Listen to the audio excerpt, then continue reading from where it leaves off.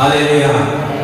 മറ്റൊരു യാഥാർത്ഥ്യം പറയട്ടെ, ഈ നരകത്തെ കുറിച്ചുള്ള ഒരു ബോധ്യം നമുക്കുണ്ടായിട്ടുണ്ടെങ്കിൽ നമ്മളെയാണ് ഇരിക്കുക. ഹല്ലേലൂയ. എന്റെ ഈ അയൽവാസി സഹോദരൻ അറിയാത്ത ഒരു സഹോദരൻ നിത്യ നരകത്തിൽ പോകുന്നു അറിഞ്ഞിട്ടുണ്ടെങ്കിൽ ഞാൻ ഇരിക്കൂ? എനിക്കെന്ത് ബോധ്യമില്ല. നിത്യ നരകത്തിന്റെ യാഥാർത്ഥ്യം ബോധ്യമുണ്ട്. നമ്മളെ പിശാചിനെ വഞ്ചിച്ചുകൊണ്ടിരിക്കുക. നീ ഇപ്പം മജ്ജ തുറന്നിപ്പോകുന്നു.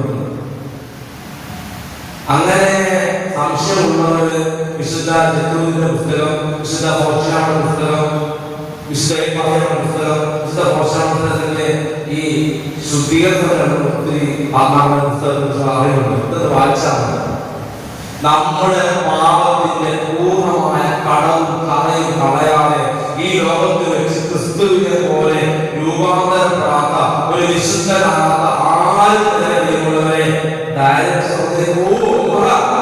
ഇല്ല. അല്ലെങ്കിൽ കണ്ടുപോയാൽ ഗൗരവം നമുക്ക് അറിയുന്നില്ലേ? നിത്യ നരകത്തിൽ പോകുന്ന ആത്മാക്കളുടെ ഗൗരവം, വേദന, ഈശോയുടെ വേദന നമുക്ക് സ്പർശിക്കുന്നില്ല. ഹല്ലേലൂയ.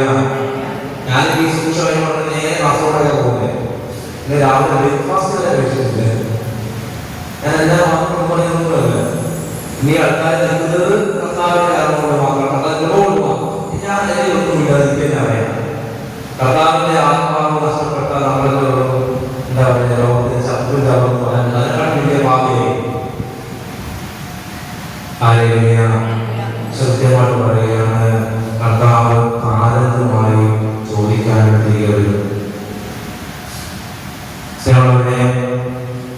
നമ്മുടെ അമ്മ മാതാവ് ഈ കഴിഞ്ഞ ഒരുപാട് വർഷങ്ങളായിട്ട് കണ്ണിൽ നിന്നും ബ്ലഡ് വരുന്നു. അല്ലേ?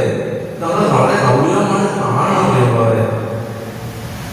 ഒരു 400 വർഷമായിട്ട് ദൈവമാതാവ് ഈ ലോകത്തോട് നിരന്തരം ആവശ്യപ്പെടുന്നത് മാനസാന്തരപ്പെടുക. ഹല്ലേലൂയ. എത്ര പേർക്ക് മാനസാന്തരം ഉണ്ടായി?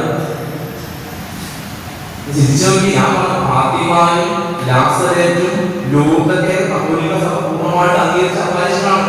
ഇവിടെ ദൈവമാതാവ് ഈ ലോകത്തോട് മാറി പറയുന്ന ഉദ്ദേശം അനുദപിക്കുക, മാനസാന്തരപ്പെടുക, പശ്ചാത്തലിക്കുക, കരുണയ്ക്ക് വേണ്ടി പ്രാർത്ഥിക്കുക, പരിഹാരം ചെയ്യുക, പ്രായശ്ചിത്തം ചെയ്യുക. ഹല്ലേലൂയ.